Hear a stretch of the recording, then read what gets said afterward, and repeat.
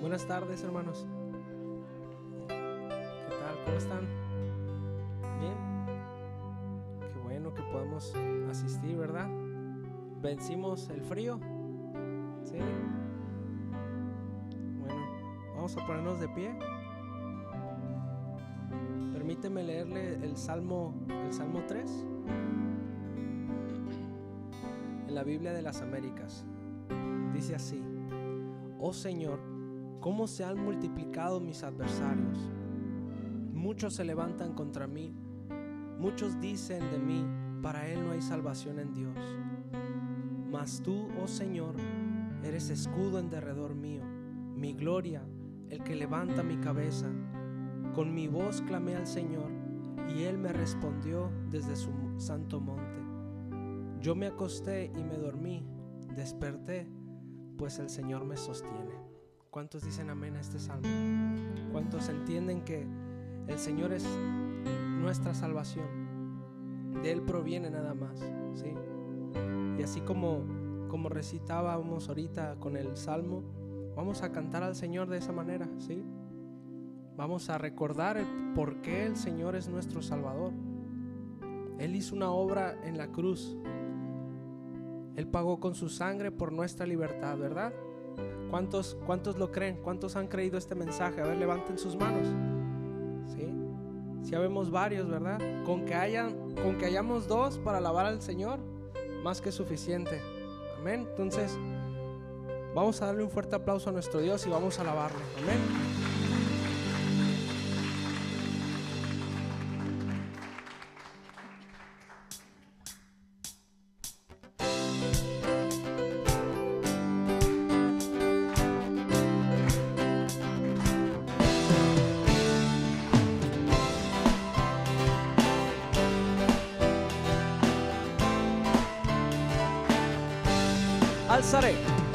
Alzaré mis ojos a los montes, mi socorro, ¿de dónde vendrá? Viene de ti, creador de lo que existe, mi socorro eres tú. Otra vez. Alzaré mis ojos a los montes, mi socorro, ¿de dónde vendrá? Viene de ti, creador de lo que existe, mi socorro eres tú. Tú no me dejarás caer Eres mi protector, nunca te dormirás. Tú me protegerás del mal, guardas mi vida, ahora y siempre. Vamos. Tú no me dejarás caer, eres mi protector, nunca te dormirás. Tú me protegerás del mal, guardas mi vida, ahora y siempre. Alzaré mis ojos a los montes, mi socorro, ¿de dónde vendrá? Viene de ti, creador de lo que existe, mi socorro eres tú.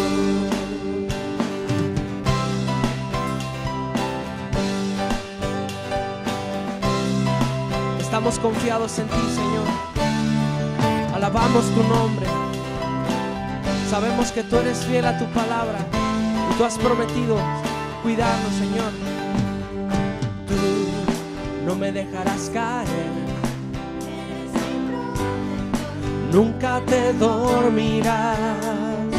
Tú me protegerás del mal, guardas mi vida, ahora y siempre.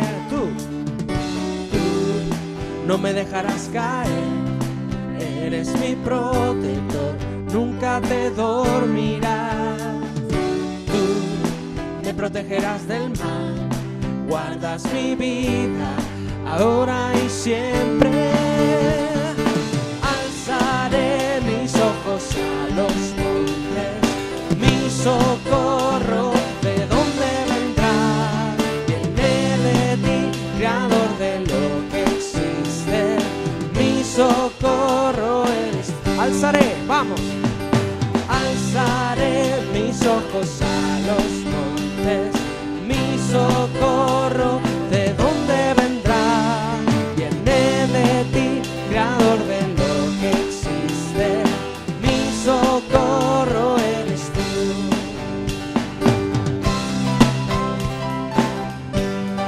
Te alabamos, Señor.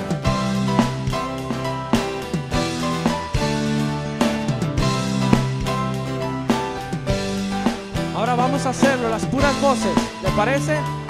Vamos. Alzaré mis ojos a los montes, mi socorro, ¿de dónde vendrá? Viene de ti, creador de lo que existe, mi socorro. Ahora todos, vamos. Alzaré mi socorro, ¿de dónde vendrá? Viene de ti, creador de lo que existe, mi socorro eres tú. Mi socorro, mi socorro eres tú, mi socorro eres tú. Última vez, mi socorro eres tú. Amén.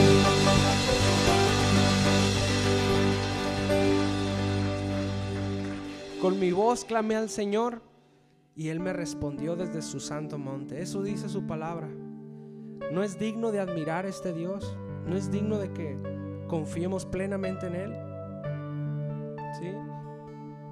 Más allá de que le cantemos y le expresemos que eso es correcto, eso está bien, pues que eso salga de un corazón convencido, ¿verdad? Que de verdad el Señor trabaje en nosotros para que lo que cantamos, lo que profesamos, sea la realidad en nuestro interior, ¿sí? Cierre sus ojos y pídele eso al Señor. Señor, queremos ser congruentes a esto que estamos cantando. Que cada decisión que tomemos, que cada pensamiento, Señor, que cada actuar, Señor, esté encaminado a tu voluntad. Deseamos ser hombres y mujeres con un corazón conforme al tuyo, Señor, que han dispuesto a tomar las decisiones necesarias para hacer tu voluntad, Señor. Ayúdanos, Padre. Ayúdanos a darte honor solamente a ti. Eso es lo que te pedimos hoy, Señor.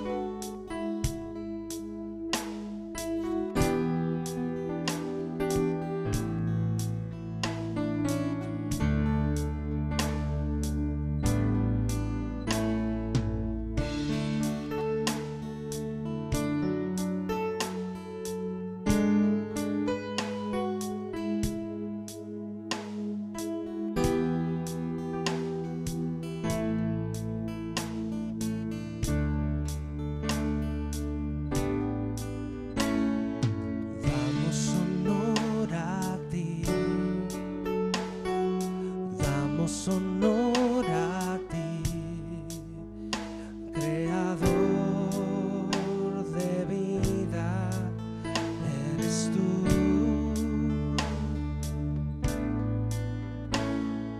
Damos honor a ti, damos honor a ti, porque no hay otro Dios como tú. Una vez más, damos honor a ti, damos honor a ti, creador de vida, eres tú.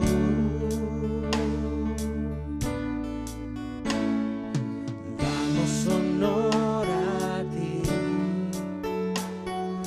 damos honor a ti, porque no hay otro Dios como tú.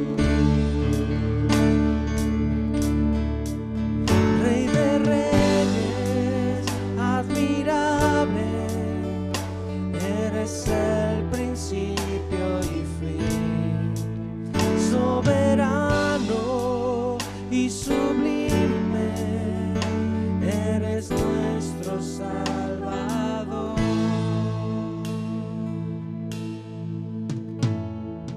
Damos honor a ti,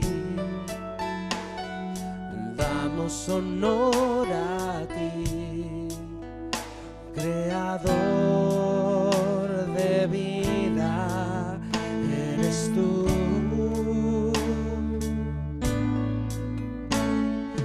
Damos honor a ti, damos honor a ti, porque no hay otro Dios como tú. Rey de reyes, admirable, eres el principio y fin, soberano y sublime, eres nuestro Salvador. Rey de reyes, admirable, eres el principio y fin, soberano y sublime, eres nuestro Salvador.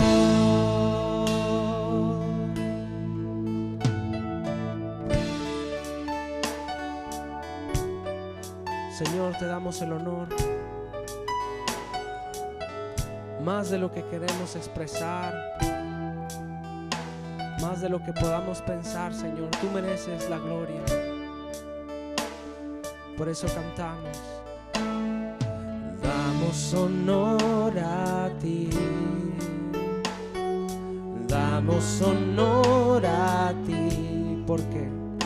Porque no hay otro Dios como tú. Porque no hay otro Dios como tú. Porque no hay otro Dios como tú. Porque no hay otro Dios como tú, Santo.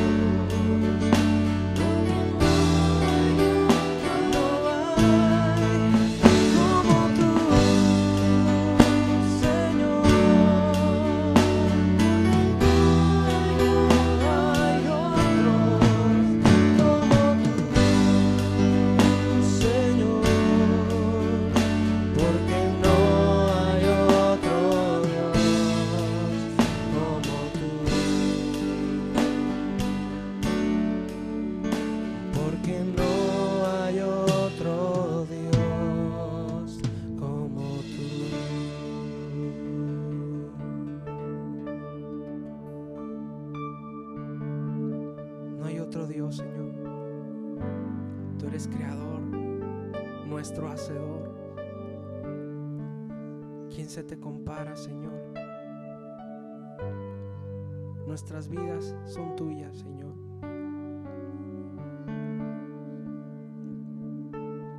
Que cada día, Señor, te rindamos honor y gloria, Señor.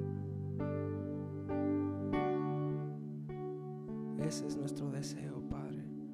Recibe toda la gloria, Señor, en el nombre de Jesús. Amén.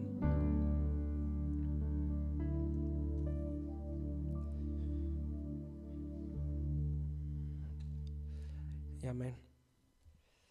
Muy bien, pues somos poquitos, saludémonos unos a otros y tomemos nuestro lugar para continuar con la palabra. Amén.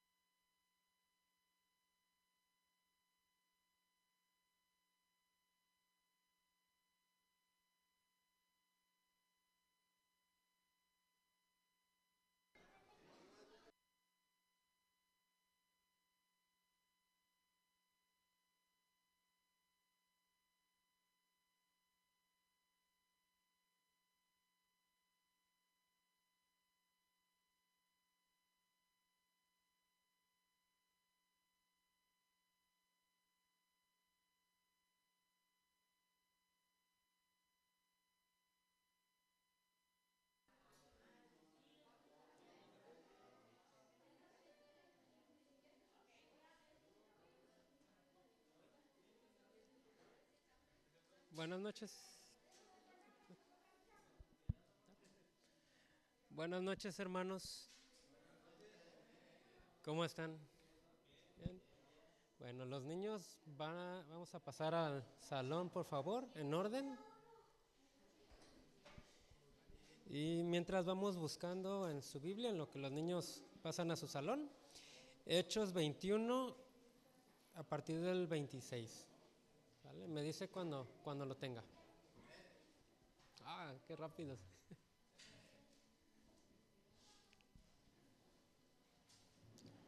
Bueno, ahí apartémoslo tantito y vamos a orar, ¿sí? Gracias, Señor, gracias por este tiempo, gracias porque podemos venir, Señor, a alabarte, a adorarte, Señor, con libertad. Más allá de la libertad, como país, Señor, gracias porque podemos acercarnos a ti, Señor, el único camino que podemos entrar a tu presencia, Señor. Gracias por este tiempo, háblanos, Señor, en esta hora, Señor, permíteme exponer tu palabra de forma clara, Señor, y que cada uno de nosotros atendamos, Señor, a lo que nos vayas a hablar el día de hoy, en el nombre de Jesús. Amén. Si recordamos en el tema que nos quedamos la semana pasada, bueno, si no, el tema se llama El arresto de Pablo, parte 2. La parte 1 fue la semana pasada. Vamos a leer del Hechos 21 del 26 al 36. Está larguito. Vamos. Dice así: entonces Pablo tomó consigo a aquellos hombres y al día siguiente, habiéndose purificado con ellos, entró en el templo para anunciar el cumplimiento de los días de la purificación, cuando había de presentarse la ofrenda por cada uno de ellos. Pero cuando estaban por cumplirse los 7 días, unos judíos de Asia, al verle en el templo, alborotaron a toda la multitud y le echaron mano, dando voces: varones israelitas, ayudad, este es el hombre que por todas partes enseña a todos contra el pueblo, la ley y este lugar, y además de esto ha metido a griegos en el templo y ha profanado este santo lugar. Porque antes habían visto con él en la ciudad a Trófimo, de Éfeso, a quien pensaban que Pablo había metido en el templo. Así que toda la ciudad se conmovió y se agolpó el pueblo, y apoderándose de Pablo, le arrastraron fuera del templo e inmediatamente cerraron las puertas. Y procurando ellos matarle, se le avisó al tribuno de la compañía que toda la ciudad de Jerusalén estaba alborotada. Tomando luego soldados y centuriones, corrió a ellos, y cuando ellos vieron al tribuno y a los soldados, dejaron de golpear a Pablo. Entonces, llegando el tribuno, le prendió y le mandó atar con 2 cadenas, y preguntó quién era y qué había hecho. Pero entre la multitud, unos gritaban una cosa y otros otra, y como no podían entender nada, de cierto a causa del alboroto, le mandó llevar a la fortaleza. Al llegar a las gradas, aconteció que era llevado en peso por los soldados a causa de la violencia de la multitud, porque la muchedumbre del pueblo venía detrás gritando: ¡muera! Bueno, ya los spoileé. Ya sabemos pues que sí lo van a arrestar, ¿no? Pero bueno, vamos a ir analizando poco a poco el pasaje. La semana pasada vimos cómo Pablo finalmente llegó a Jerusalén. Bueno, haciendo una pequeña recapitulación, llegó a Jerusalén. Habíamos visto que anteriormente había habido profetas que habían hablado que iban a arrestar a Pablo y que no fuera allá. Los hermanos lo alentaron a que no fuera. ¿Por qué? Porque lo iban a agarrar y bueno. Llegamos que llegó a Jerusalén finalmente, y ahí lo esperaban con una noticia. La noticia era de que había llegado en la ciudad se había esparcido un rumor. Si recordamos, este rumor decía que Pablo estaba enseñando en contra de las leyes judías, a los mismos judíos, lo cual habíamos dicho que no era verdad. La instrucción que Pablo daba era a los gentiles, o sea, a los que no eran judíos. Sin embargo, pues esto a los que esparcían el rumor pues, no les importaba en lo más mínimo. Bueno, también vimos que había por parte de este grupo de personas que eran judíos un fuerte resentimiento por parte de ellos hacia los cristianos, pero en particular a Pablo. ¿Por qué? Porque los cristianos estaban hablando el nombre de Cristo, estaban proclamando a Cristo, a quien ellos habían crucificado, ciertamente, por lo cual pues los odiaban. Ahora bien, Pablo no solamente predicaba a Cristo, le predicaba a los gentiles. Recordemos, los gentiles eran un grupo de personas que no eran judíos y eran muy mal vistos por los judíos. O sea, pues sus costumbres y toda su vida iba en contra de la ley. O sea, de hecho, bueno, hemos visto anteriormente más a detalle, y hacían muchas cosas ellos, o vivían de una forma totalmente ajena, y hacían cosas aborrecibles a Dios, y les guardaban mucho desprecio. Era despreciable ver a un judío con un gentil. De hecho, pues eso ya lo vimos con Pedro, que tuvo una visión y Dios le tuvo que hablar por visión para que él accediera a ir con un gentil. Bueno, pues Pablo era el apóstol a los gentiles, así que pues, imagínense, o sea, las dos cosas, y pues no lo querían. ¿Cómo era posible que Pablo pudiera hablar o predicar a los hermanos judíos que podían tener comunión con gentiles? Pues, imagínense eso. Pero bueno, por ese motivo eran perseguidos, y por ese motivo Pablo era perseguido, y en este momento pues llega a Jerusalén y estaba ese rumor de que no solo se juntaba con gentiles, sino que a los judíos les enseñaba que no cumplieran la ley, lo cual pues era falso. Ahora bien, también vimos que los hermanos de Jerusalén, ¿cómo los recibieron? ¿Alguien recuerda? No, los recibieron con gozo.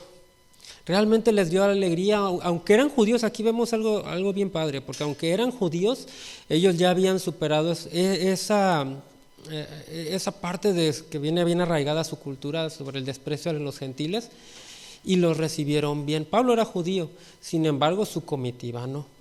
Venía con gente que eran gentiles, y sin embargo lo recibieron con mucho gozo. Habíamos visto que el amor es una característica o algo, sí, una característica base en todo cristiano.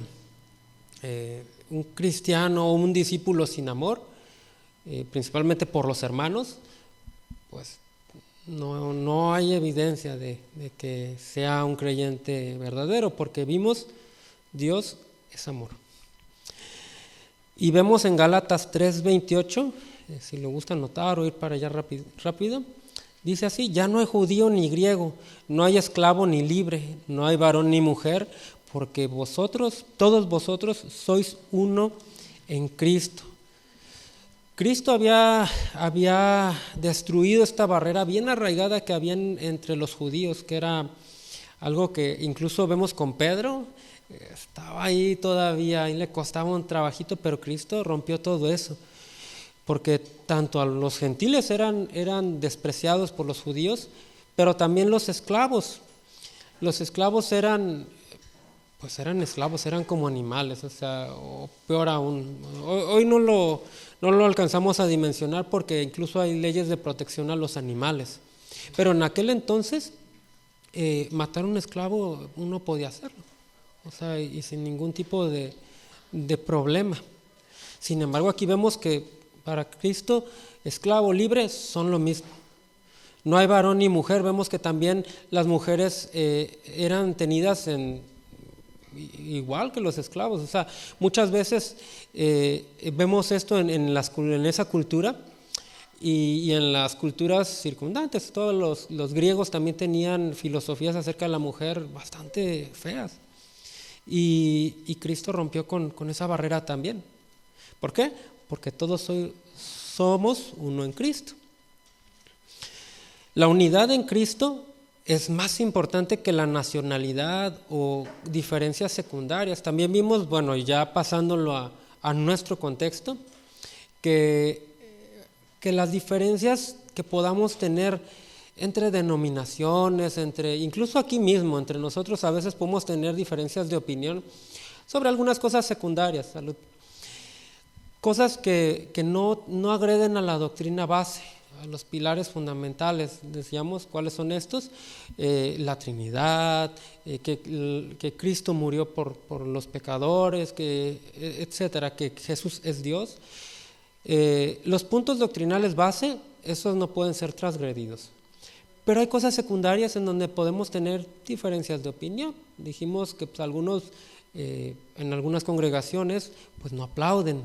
Bueno, no es algo que afecte a la doctrina, no hay ningún problema, pues me puedo abstener de aplaudir.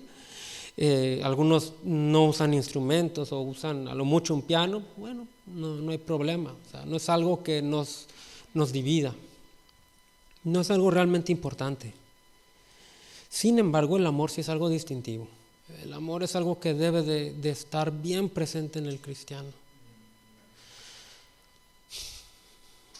Y vimos que esto también se manifestó con los discípulos en Jerusalén, porque estaban preocupados por la seguridad de Pablo. Vimos que pues ellos sabían que los judíos en cuanto pudieran le iban a echar mano. ¿Y qué hicieron? Pues ya tenían un plan listo. Y aquí es donde comienza el plan en marcha. Vamos a irlo, si no recuerdan qué consiste ese plan, lo vamos a ir viendo aquí poco a poco. Hechos 21:26, acompáñenme, dice así: entonces Pablo se llevó a los 4 hombres y al día siguiente se purificó junto con ellos. Luego entró en el templo para avisar cuándo terminarían los días del cumplimiento de la promesa, es decir, cuándo cada uno de ellos tendría que presentar su ofrenda. Habíamos visto que los ancianos de Jerusalén habían planeado que, tenían 4 hombres que habían hecho un voto. Ellos iban a rapar y iban a hacer todo lo que implica la ceremonia del cumplimiento de este voto o de la purificación previo al cumplimiento del voto. Para esto dijeron, pues qué buena idea, aprovechemos que tenemos estos hombres aquí y que Pablo sea parte de esa ceremonia. O sea, ¿qué iba a hacer Pablo? Iba a ir con ellos al templo, iban a rapar el cabello y Pablo iba a pagar los gastos por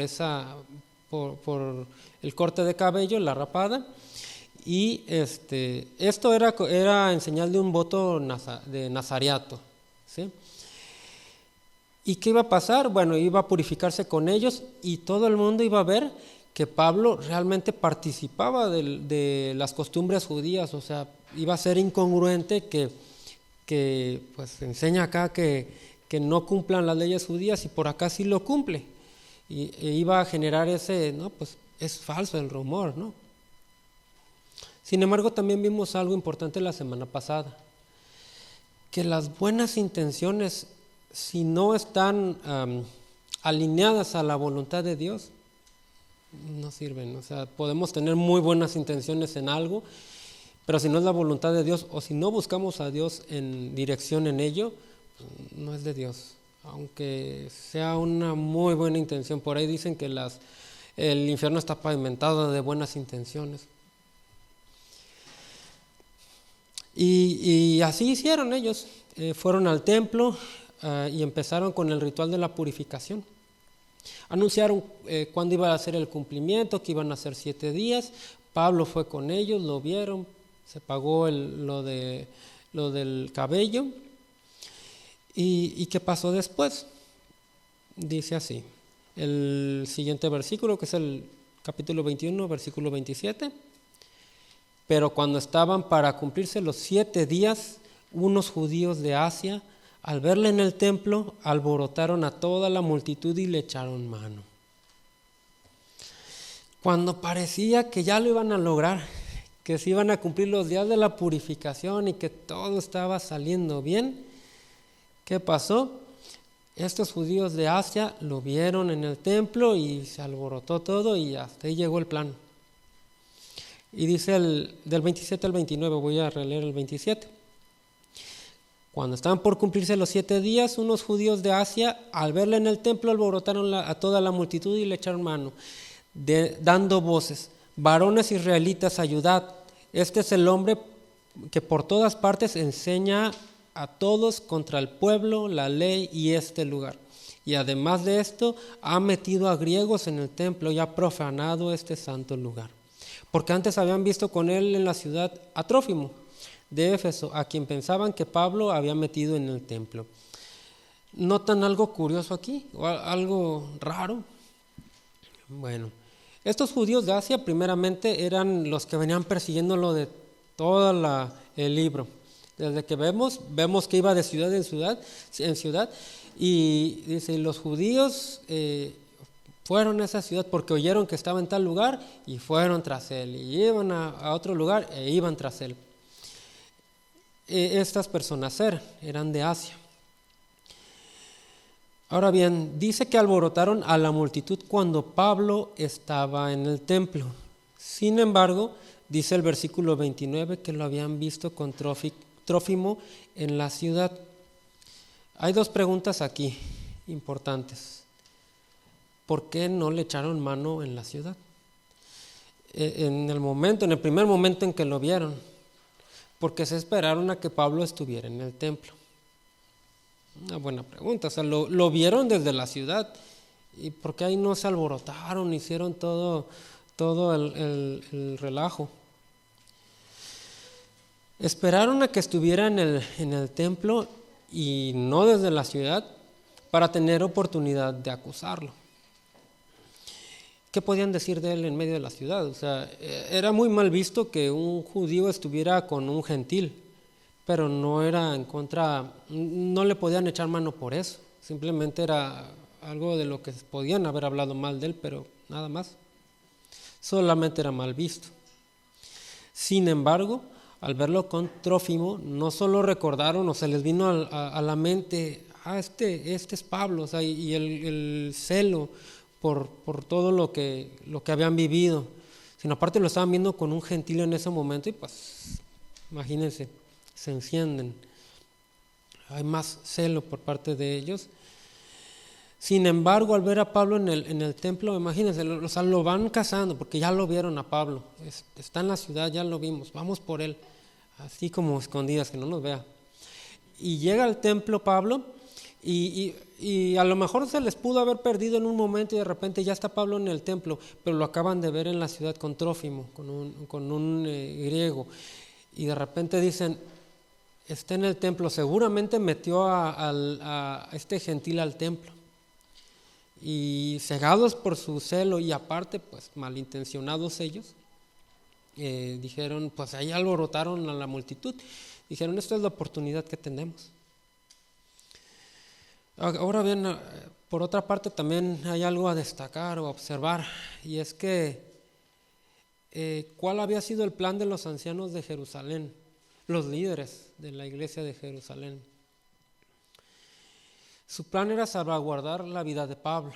O sea, aunque habían profecías y que el Espíritu Santo había guiado en que iban a arrestar a Pablo, ellos estaban haciendo esto para salvaguardarlo. ¿Qué hicieron? Pues todo el ritual de la purificación, ¿no? Que implicaba que fuera al templo. ¿Dónde arrestaron a Pablo? En el templo. O sea, básicamente es irónico, o sea, porque el plan que hicieron para salvaguardar a Pablo lo puso en el lugar donde lo iban a arrestar. Y muchas veces eso es lo que pasa cuando queremos ayudar a Dios. Recordemos que nunca se menciona que ellos consultaron a Dios, buscaron su voluntad para qué iban a hacer en ese momento. Dijeron, ya tenemos un plan, vamos a hacer esto. A ver, Pablo. Y Pablo no dijo nada porque pues él sabía que si Dios había dicho eso, pues, bueno, inténtenlo. De todas maneras, se va a cumplir. Pablo no era masoquista ni nada de eso. O sea, recordemos que él lo estaba haciendo por amor a Cristo y a sus hermanos judíos. Recordemos eso y eso es bien importante. Más adelante también vamos a tocar ese punto. Tengamos cuidado de no buscar ayudar a Dios, porque a veces podemos intentar o tratar de ser más piadosos que Dios o más buenos que Dios, y eso no se puede. Alguien que también intentó echarle la mano a Dios está en Génesis 16, del 1 al 16, acompáñame para allá.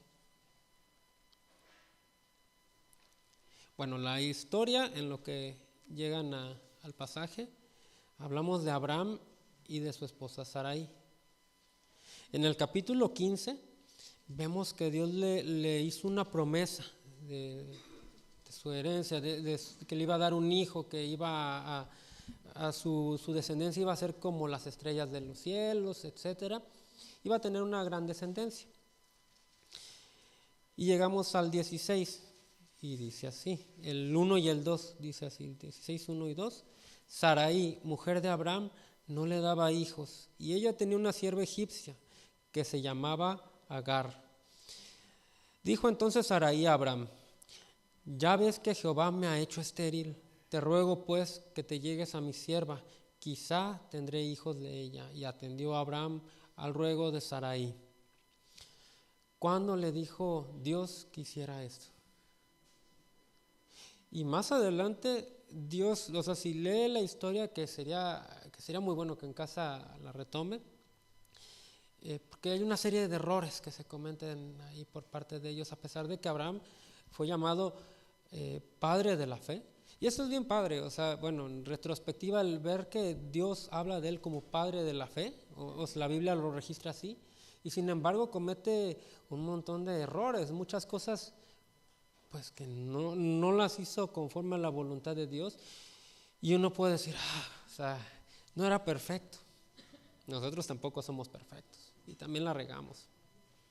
Y uno puede decir, sin embargo, se le caracteriza, aunque podemos ver que había cierta incredulidad, se le llama padre de la fe y un hombre justo, justificado por la fe. Y uno puede decir, bueno, o sea, no es por el mérito de uno, sino es por el mérito de Cristo.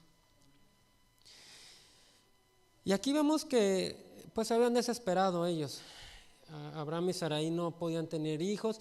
De hecho, Sarai atribuyó a Dios que la había hecho estéril. Nunca se nos dice que esto fuera verdad. Simplemente no habían podido tener hijos hasta ese momento. Probablemente Dios lo estaba probando, lo estaba forjando para lo que vendría. Sin embargo, en su desesperación, Sarai le dice a Abraham, toma a mi sierva Agar. En ese entonces, cuando se entregaba de esta manera una sierva, Los hijos que tenía podían atribuírsele a la dueña de la sierva, que en este caso sería Sarai y a Abraham. Y esto intentó hacerlo así. Seguramente la sierva era más joven, dijo, bueno, pues aquí sí puede darse que nazca un hijo. Y dijo, bueno, pues haz que así sea, ¿no? Y Abraham no dijo nada, o sea, cedió ante lo que le dijo su esposa. No consultó a Dios, obedeció la voz de su esposa sabiendo que no era por ahí. Dice el 16 del 4 al 5, dice, él se llegó a Agar, o sea, tuvo relaciones sexuales con ella, la cual concibió y cuando vio que había concebido, miraba con desprecio a su señora. Entonces Sarai dijo a Abraham, mi afrenta sea sobre ti, yo te di mi sierva por mujer y viéndose encinta, me mira con desprecio, juzgue Jehová entre tú y yo. O sea, imagínense, o sea, le hizo caso, obedeció y bueno, hubo una consecuencia. Agar ya la miraba con desprecio. Recordemos que era una esclava, o sea, no tenía derechos. Sin embargo, ya ella se le subió, ya la miraba con desprecio y seguramente le dijo algo más. Hay comentarios que hayan habido. Pues esto lastimó a Sarai. La lastimó porque pues, ella no había podido tener el hijo tan esperado. Y sin embargo, la sierva sí. Y se lo echa en cara a Abraham. Mi afrenta sea sobre ti. Yo te di a mi sierva por mujer y viéndose encinta me mira con desprecio. ¿Sabes? La culpa fue de Abraham. Y sin embargo, bueno, los dos tuvieron la culpa. Una por falta de fe y no obedecer a Dios, a los procesos de Dios. Y el otro por obedecer la voz de su esposa y al mismo tiempo desobedeciendo la voluntad de Dios. Entonces, ¿qué pasa aquí? Agar decide huir y entonces el ángel de Jehová le habla. Agar huyó porque Sarai le empezó a tratar mal. Y dijo, no, pues ya que tengo que estar aquí aguantando, vámonos.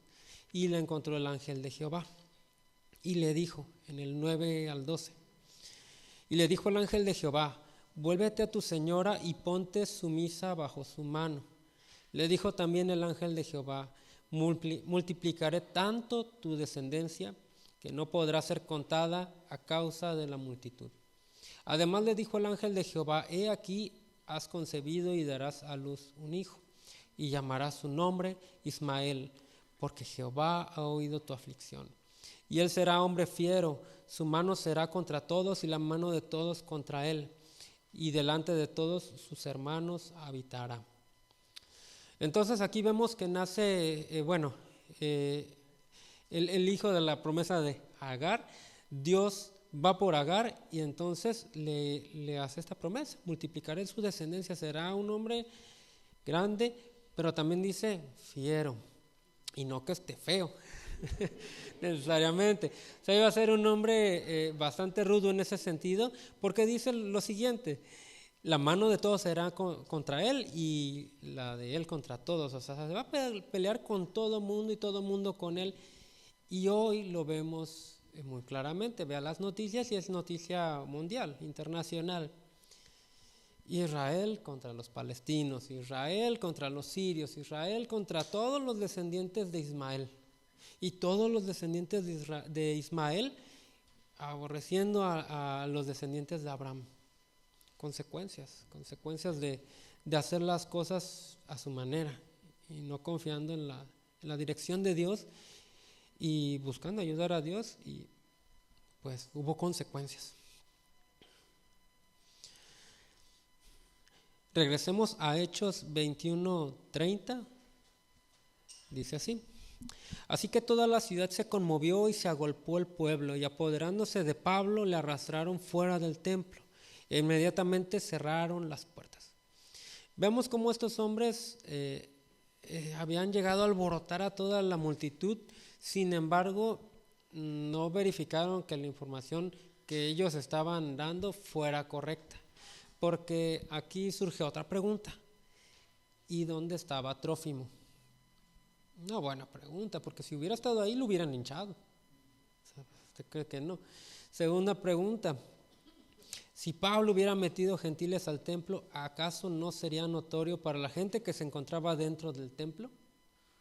¿Usted cree que todos los que estaban adentro iban a estar como si nada?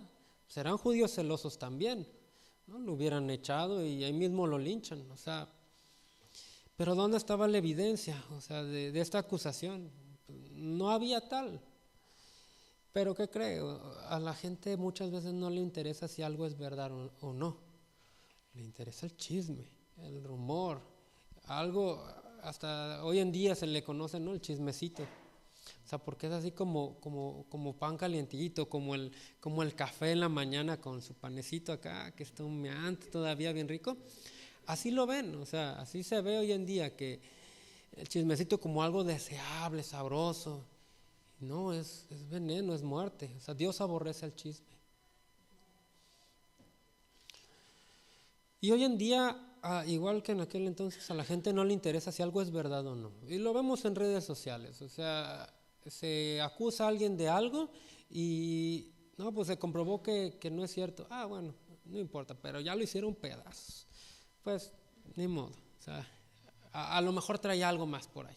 O sea, a la gente no le interesa si es verdad o no, y no le interesa tampoco si dañó a alguien ese chisme. No seamos así. Nosotros no. Ellos no conocen a Dios, es parte de la naturaleza caída. Nosotros no. No caigamos en esas cosas, porque el juicio de Jehová empieza en su casa. Sobre nosotros sí, Dios nos dio su palabra, Dios nos dio su Espíritu Santo y nos dio su entendimiento y pide cuentas. ¿Tú qué onda? ¿Por qué andas haciendo eso? Ahora bien, vemos también que aquí se armó este chisme y lo agarraron a Pablo, se armó el alboroto. Y hoy en día también pasan esos. Hoy vemos que agarran un ladrón y la gente ni pregunta si es verdad o no.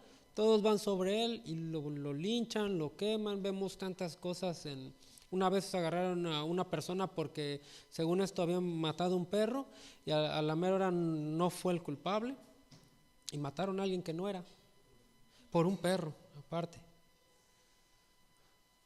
O sea, y es algo, la gente pide justicia hoy en día, vemos en todos lados que se exige justicia. Sin embargo, aún en esto eso no es justicia. Justicia es dar a cada quien lo que le toca. ¿Y qué dice la ley? O sea, no es, bueno, o sea, no sé, secuestró, por feo que sea, secuestró a alguien, cuello. No dice eso la ley. Es cárcel y es una pena y etcétera. O sea, hay una pena judicial, etcétera. Esa es la justicia en este caso. No que uno agarre con propia mano y lo ajusticie ahí. Y se cometen atropellos en la ley en nombre de la justicia. No seamos partícipes de eso. No, pero es que yo nunca me he metido en una multitud a linchar a alguien. No, pero ¿qué tal en el corazón? O sea, ¿qué en el corazón de que cuando uno ve en las noticias y no, pues un violador así asado, lo lincharon y le hicieron 1000 cosas horribles? Qué bueno, se lo merecía. En el corazón. Eso Dios lo ve. Y Dios puede decir, ¿y tú qué te merecías? Porque todos merecíamos el infierno. Nunca nos pongamos por encima de los demás. O sea, no somos jueces. Expongamos nuestra causa al juez justo, eso sí, dice la Biblia. Pero no tomemos partido en algo que no nos corresponde a nosotros, porque hay pena y Dios es juez justo. Tengamos cuidado con ello. Ahora bien, ¿qué pasó después de eso? Vamos al 21:31. Y procurando ellos matarles, se le avisó al tribuno de la compañía que toda la ciudad de Jerusalén estaba alborotada. Aquí dice que se le avisó al tribuno. ¿Quién es el tribuno? Bueno, era un romano, un militar romano a cargo de 1000 soldados, entre centuriones y soldados, que pues son rangos militares de los romanos de aquel entonces. Y pues un militar de este grado, pues sí causa cierto impacto, ¿no? O sea, porque tiene a su poder 1000 soldados. Y en aquel entonces, bueno, no existían que los derechos humanos y esas cosas. O sea, él podía echar mano de la fuerza y pues darles cuello a todos en un momento dado. Y dice el 21 al 32, tomando luego soldados y centuriones, corrió a ellos. Y cuando ellos vieron al tribuno y a los soldados, dejaron de golpear a Pablo. Pues imagínense, o sea, alguien que tiene a su disposición 1000 soldados, de repente ve uno los militares y ya se calma la multitud, ¿no? Un poquito aunque sea. Dice que dejaron de golpear a Pablo. ¿Cuánto tiempo llevaban golpeando a Pablo? No sé, pero por 5 minutos que fueran, imagínense la golpiza que le dieron. Hace ya, yo creo que más de 20 años, hubo un caso muy sonado en donde había una manifestación y un carro quería pasar y pues imagínense, o sea, uno quiere pasar y pues la desesperación de los carros. Y el chiste es de que el carro avanzó y atropelló a una señora con su niño, con su bebé. Murió el niño. No me acuerdo si era niño o niña, pero murió atropellado. La multitud se encendió, sacaron a la persona del carro y lo salvaron de milagro, porque ya estaban por lincharlo, lo dejaron en terapia intensiva, estuvo mucho tiempo en terapia intensiva y cuando despertó dijo que él no vio a la niña y no vio a la señora. Avanzó, no sé si tuvo algo, pasó que avanzó el carro y no los vio. No se dio cuenta que había atropellado a alguien. Y lo dejaron medio muerto, poquito más y lo matan. Imagínense a Pablo cómo lo tenían, bien golpeado. Y uno puede decir, bueno, llegó la autoridad, dejaron de golpear a Pablo por fin, o sea, ya llegó algo bueno, ¿no? Pero vemos el 21:33. Entonces, llegando el tribuno, le prendió y le mandó atar con 2 cadenas y preguntó quién era y qué había hecho. O sea, llega todo golpeado Pablo, o sea, así como boxeador noqueado, y de repente llega el tribuno y pónganle cadenas, o sea, todavía, amárrenlo, no se nos vaya a ir, ¿no?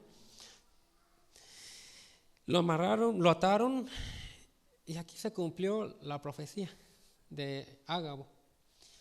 Fue atado con cadenas.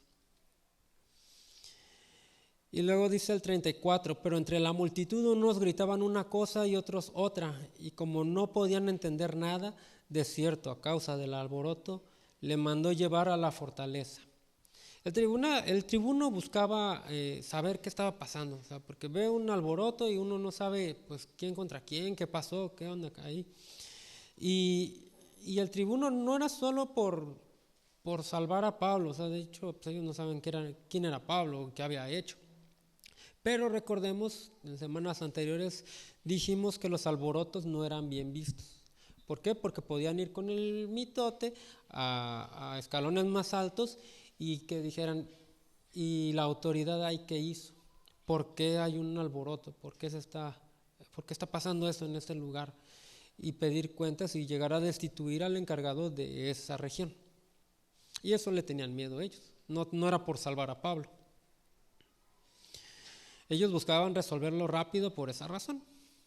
El tribuno buscaba respuestas, sin embargo, imagínense, o sea, todos gritando una cosa, otros otra, y no se entendía nada y él pues no supo qué estaba pasando. Imagínense, dice que estaba toda la ciudad de Jerusalén, toda puede ser una hipérbole, o sea, que era una buena parte de la ciudad, pero de todas maneras era una multitud grande. Y pues si uno va a una primaria y va a la cooperativa, ve a todos los niños gritando lo que quieren, yo quiero una tarta, yo quiero y no se entiende nada. Imagínense todos gritando, una multitud mucho más grande, no se entiende nada. Y llevaron a Pablo entonces a la Torre Antonia, que es la fortaleza a la que hace mención aquí. Y entonces llegamos al 35, dice así: cuando Pablo llegó a las gradas, los soldados tuvieron que cargarlo por causa de la violencia de la turba. Esta es en otra versión para que se entienda un poquito más. O sea, imagínense, la turba está tan enardecida, aún viendo a los soldados y todo, a gente con autoridad que podían disolverlos en un momento usando la fuerza, lo tuvieron que cargar a causa de la violencia, porque la gente lo quería ver muerto. Y otra cosa importante, un soldado romano no era cualquier cosa. No era el policía que aquí vemos con su torta y su coca y pues que no impone, o sea, no, era gente ruda, era gente con espada, era gente, un militar hecho y derecho. Y estaban bien preparados. Algo característico de los romanos es que algo que sabían hacer era asesinar. Eran asesinos, sabían hacerlo. No eran cualquier gente. Y aún así la turba estaba enardecida. Así que era algo, imagínense la duda que asaltaba a este señor, al tribuno. O sea, pues, ¿quién es él? ¿Qué hizo? Cuando Pablo llega a las gradas, bueno, el 35 al 36 dice así: cuando Pablo llegó a las gradas, los soldados tuvieron que cargarlo por causa de la violencia de la turba, porque la multitud del pueblo seguía gritando: muera. Y tan, no. Esta escena, ¿qué nos recuerda? A Jesús cuando fue con Pilato. ¿Por qué? Que Pilato ofrece liberar a Jesús y el pueblo elige a Barrabás. Incluso, ¿por qué nos recuerda esto? Porque usa el mismo verbo griego. En Lucas 23:18, en Juan 19:15 y en este versículo, cuando la gente grita muera, es el mismo verbo que usan con Jesús cuando dijeron que querían a Barrabás. El pueblo sigue eligiendo ladrones y condenando al justo. Y finalmente la profecía del hermano Ágabo se cumplió. Pablo fue golpeado, fue arrestado, se encontraba sujeto con cadenas. Ya nada más faltaba, bueno, Ágabo no dijo que lo iban a matar, pero pues era lo que ellos esperaban, o ellos temían. Se había cumplido, o sea, realmente Ágabo era un profeta de Dios. Claro que se iba a cumplir.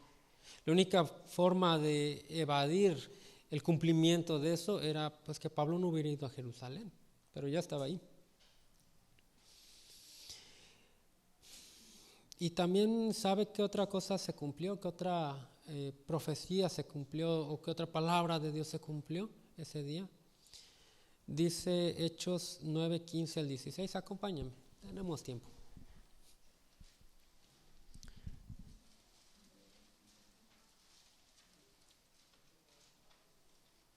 Dice así: el Señor le dijo: ve, porque instrumento escogido me es este para llevar mi nombre en presencia de los gentiles, de reyes y de los hijos de Israel, porque yo le mostraré cuánto le es necesario padecer por mi nombre. Aquí es cuando Pablo había escuchado la voz de Cristo y había quedado ciego, y entonces Dios le habla a Ananías y le dice que vaya con Pablo, y entonces, bueno, en ese entonces Saulo, y entonces para que recupere la vista. Y le dijo estas palabras: es necesario que él lleve mi nombre en presencia de los gentiles. Ya lo había hecho, y era el ministerio que estaba llevando en presencia de reyes. Todavía faltaba más historia, vamos a ir viendo más adelante en futuras semanas, que se dirige a gobernantes, a gente de eminencia. Y de los hijos de Israel, Pablo estaba ahí, en Jerusalén, porque yo le mostraré cuánto le es necesario padecer por mi nombre. Y ya lo había visto, ya había padecido, ya lo habían golpeado. De hecho, una vez lo dejaron de golpear porque ya lo vieron como muerto. Algunos comentaristas dicen que en realidad a lo mejor sí estaba muerto y Dios lo resucitó. No se puede saber, esa parte no está en la Biblia claramente, una posibilidad, pero lo dejaron bien golpeado muchas veces. Había padecido naufragios, hambre, sed, peligros de su nación, peligros de los gentiles, etcétera, y ahorita estaba ahí siendo golpeado y preso y con riesgo muy alto de muerte.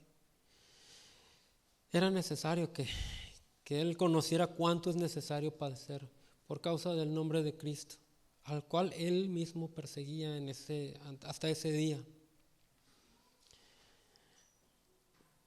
¿Y qué hay de nosotros? O sea, ¿entendemos esto?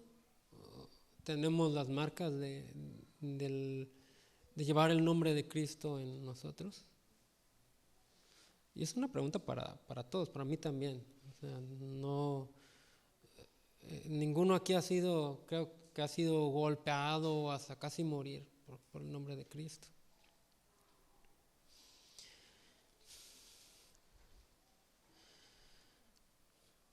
Ahora bien, también, bueno, viendo lo de la similitud que tiene con el arresto de Pablo y el arresto el juicio de Cristo, guardadas las debidas proporciones, pero también vemos la similitud maestro-discípulo, nuestro maestro, discípulo en este caso Pablo, sufriendo también como el maestro.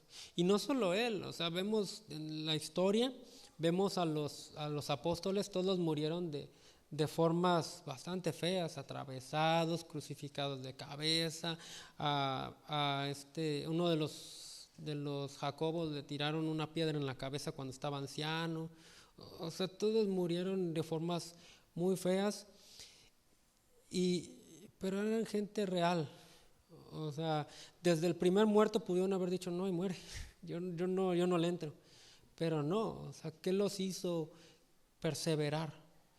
No eran gente, no eran superhombres, como ya vimos la semana pasada, no eran gente diferente a nosotros. Sin embargo, perseveraron, con sus errores, con sus cosas y todo, pero perseveraron. Aún Pablo, cuando iba a ir a Jerusalén, perseveró, a pesar de que los hermanos estaban insistiendo mucho en que no fuera, y que no fuera, y que no fuera.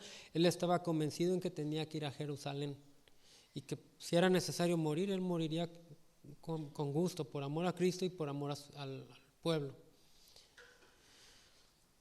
Y era difícil, dijimos la semana pasada, era difícil perseverar en el sentido de que tenía en contra su carne, pues el dolor físico que iba a pasar, pero también pues que sus hermanos le rogaron, incluso Lucas, que era el escritor, dice, le rogamos.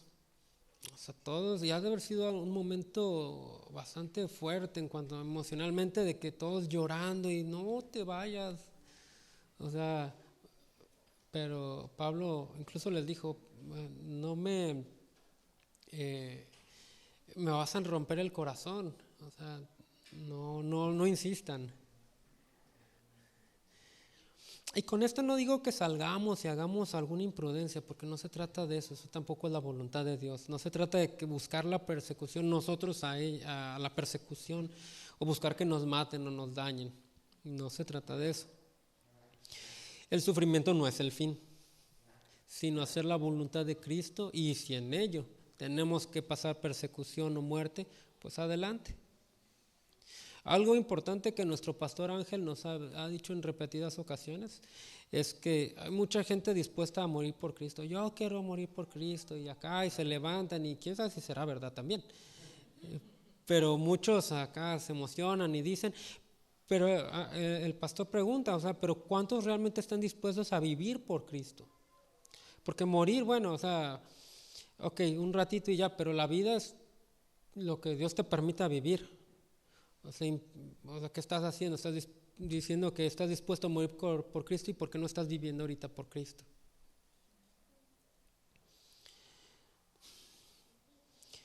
Los discípulos no solo eran discípulos en la muerte, sino también en la vida y en el caminar en esta tierra.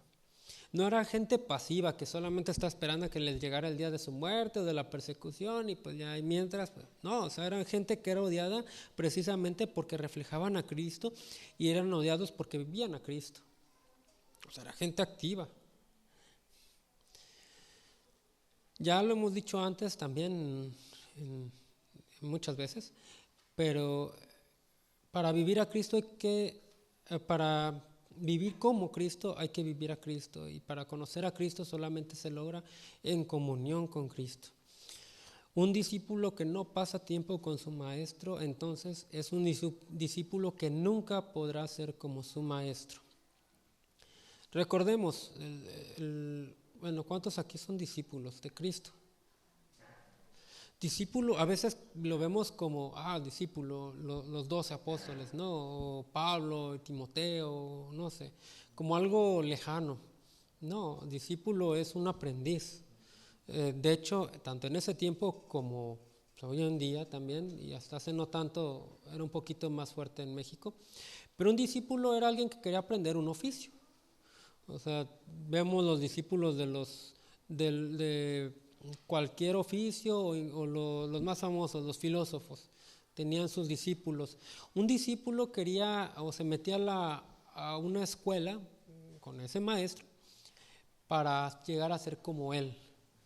Quería aprender el oficio y se metía y se metía a las reglas del maestro porque quería aprender ese oficio. Si era no sé, un panadero, pues se metía por un tiempo y estaba ahí con él y, no, ¿sabes qué? Haz esto y lava esto y pues tenía que hacerlo a las exigencias del maestro. En ese entonces era de tiempo completo, o sea, se metían y vivían con él y aprendían y el maestro se reproducía en otros. O sea, al final, el propósito de esto es de que al final, si ese panadero hacía un pan riquísimo, ese discípulo tenía que salir sabiendo hacer ese pan igual de rico que el maestro. Ese era el fin. No era para bajar el nivel o la calidad, sino para que continuara esa misma calidad. Ese era el punto de un discípulo y un maestro. Aquí en México también antes así era. Ya después vinieron que el CECAT y todos esos, y están bien, son buenos, pero no son suficientes para que haga un curso en el CECAT y saliendo vaya a arreglar carros o una televisión. Se requiere experiencia. Y aquí alcanzaban esa experiencia. Y ese era el punto, o sea, a hacer las cosas como el maestro. Por ejemplo, de forma personal, hablando de los oficios, por ejemplo, en mi caso, cuando terminé la escuela, me tocaba hacer el servicio social y pues me tocó hacerlo en el Hospital Salvatierra. Llegué al hospital pues con el puro conocimiento de la escuela, que es netamente teórico, y lo práctico es muy poco. Y llegué ahí y bueno, ya conocí al que fue mi maestro en esta profesión y me acuerdo que el primer día me mandó al área de medicina interna y estuvimos y no, pues en ese día había una persona con una desnutrición severa y me dijeron, ¿qué onda? El médico, el internista, ¿qué onda? ¿Qué le vas a dar cuánta? No, pues calcular acá con miedo y todo, ¿no? No, pues requiere esa persona 2.500 calorías. Órale, lo anotaba en el expediente del paciente. Y ya me fui. Al día siguiente mi maestro me dice, me preguntó, oye, ¿conoces? Se llama síndrome de realimentación. Y yo, no, pues no. Ponte a leerlo, lee todo lo que puedas, mañana platicamos. Y ya leí y dije, la regué. Y me di cuenta, yo no sabía eso. Y mi maestro me dijo, no te preocupes. Yo después de eso fui y cambié la indicación. Ya quedó. Pero, a ver, ya, acá le empecé a decir y me empezó a traer corto en cuanto a que vas a leer esto, y yo le preguntaba y él me respondía y me dejaba más tarea. A mis compañeros le caía gordo porque nos dejaba más tarea, pero yo veía la necesidad de aprender porque no sabía, y pues es la salud de alguien. Y estuvo ahí y vi cómo hizo ese tratamiento para esta persona con desnutrición, porque un tratamiento mal aplicado, esa persona se puede morir. Uno no, con alguien con desnutrición no piensa, no, pues denle mucha comida. Si eso hace uno, se va a morir. Se muere la persona. Hay protocolos para ir poco a poco, etcétera, se suplementa. Él me enseñó todo eso. Y a partir después de eso ya yo tuve mis pasantes, yo tuve mis estudiantes, todos mis estudiantes después de eso. Todos lo primero que llegan conmigo y lo primero que les pregunto que es el síndrome de realimentación. O sea, y a ver, no se van a ir de este tiempo conmigo sin que sepan cómo tratar a un paciente así. ¿Por qué? Porque así me enseñó mi maestro. Porque eso aprendí de mi maestro. Y bueno, en la salud no se queda uno con lo del maestro nada más porque se va actualizando las cosas y uno tiene que estudiar, seguir estudiando. Pero en mi caso profesional, ese fue mi maestro. Yo fui discípulo de él en ese sentido. Y aprendí y hasta la fecha llego a tener algo y le puedo preguntar y él me echa la mano, etcétera. Pero uno está ahí y tiene que estar ahí y es una tarea de preguntas y él te responde y te deja más tarea, pero investiga. Y en esto también era así. Un discípulo que quería aprender era un discípulo que tenía que estar ahí al pie del cañón. No era nada más así como que, pues con 6 pasos. No. Y vemos esto en la vida de los apóstoles, cuando eran discípulos. ¿Qué vemos ahí? O sea, los apóstoles, antes de ser apóstoles, vivían con Jesús. Pasaban, si había frío, pasaban ese frío con Jesús. Jesús no tenía en dónde poner su cabeza, no tenía una casa propia. Ellos tampoco tenían una casa propia. Ellos tenían que ir con él a donde fuera. Si les daban algo, y ellos iban viendo a su maestro. Y lo vieron en la muerte también. Y aprendieron del maestro. Vemos en todo lo que hemos visto hasta ahorita, hemos visto cómo los discípulos, hay muchos paralelismos, que Jesús hizo esto de esta manera y los discípulos hacían esto de esta manera, sanaban,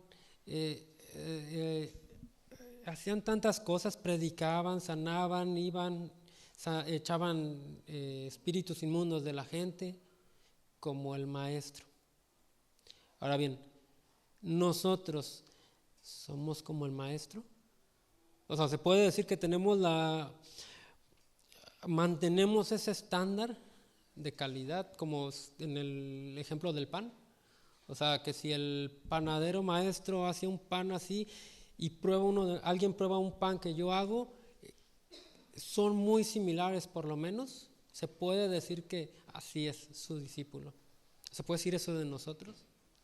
O sea, que si alguien lee a los evangelios y dice, este es Cristo, ellos son discípulos de Cristo.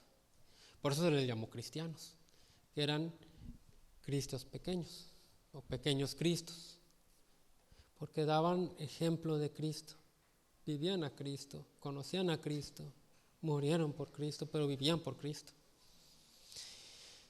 ¿Y nosotros?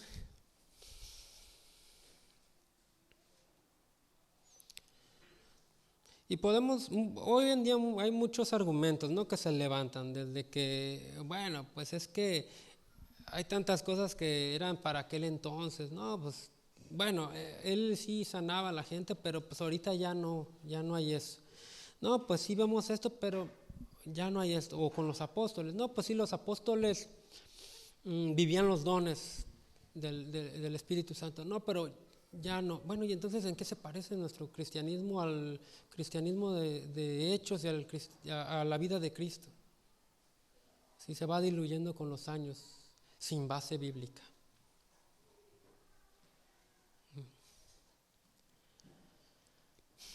Y muchas veces el cristianismo evangélico contemporáneo se parece más al mundo que a Cristo.